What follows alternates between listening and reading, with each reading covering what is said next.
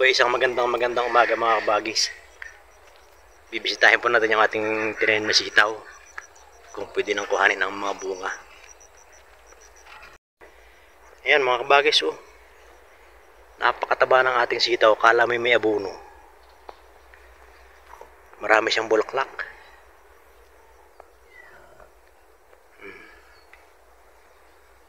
Tapos meron na siyang malalaking bunga.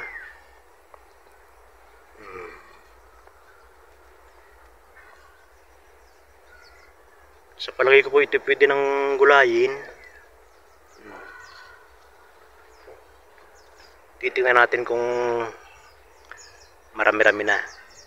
Kasi pagka yung ganyang ng 3-4 lang, eh sa akin lang kulang yan. Titingnan natin ating gagalain lahat kung may makukuha tayong marami-rami. Ayan o, medyo madampo yung ilalim. Hindi ko siya masyadong nililinisan gawa ng pagka umiinit. Yung puno niya maiiga. Kaya hinahayaan ko ganyang may damo. Pero hindi naman siya totoong malago. Cover sa puno yung damo para hindi agad matuyo ang lupa. Maraming buko mga kabagis, kaso maliliit ito, yan. Parang tingting pa lang. Merong ilang piraso mahaba pero maliliit pa. Alanganin. Yung nakita nating ilang pirasong malalaki, mga unang bunga. Ay bulaklak. Mga buko.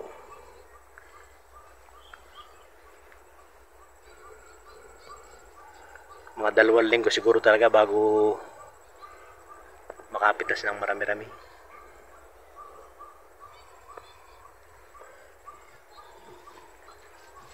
Hindi tayo pwedeng kumuha ng panggulay pa. Yun namang naunang bunga na yun, pwede pang magantay. Aabot na yun dito sa mga ganito kahaba. Ayan. Hindi mo na natin pipitasin. Tingnan natin dito sa kabila.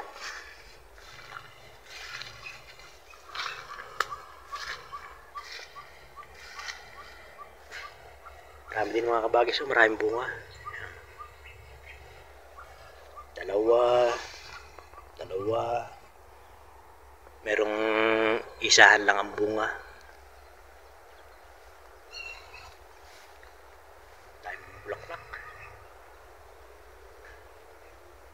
Siguro po mga kabagis kung ito may abono, baka hindi ito bubunga. Kasi masusobrahan siya ng taba.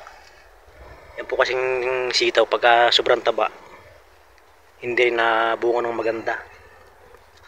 Katago yung bunga niya. Malaki na, katago.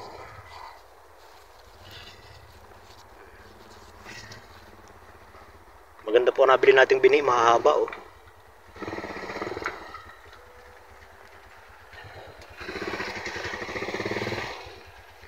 Buti walang ibang pisting kumakapit. Langgam lang ang nakapit sa ating sitaw. Okay lang yan, langgam na ganyan.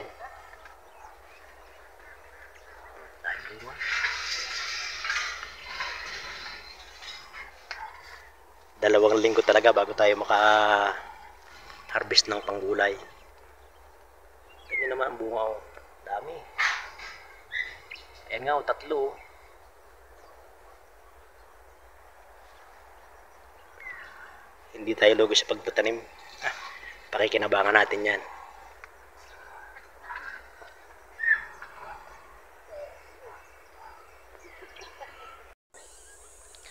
Ayan, hanggang sa muli po mga kabagis. Kailangan na nating umuwi uli. At nabisita na naman natin yung ating sitawan. Wala pang nakakakarusonada. Dahil wala pang mapipitas. Hanggang sa muli po, maraming salamat ulit sa lahat ng mga nanonood. Mag-ingat po tayong lahat. Magandang araw po.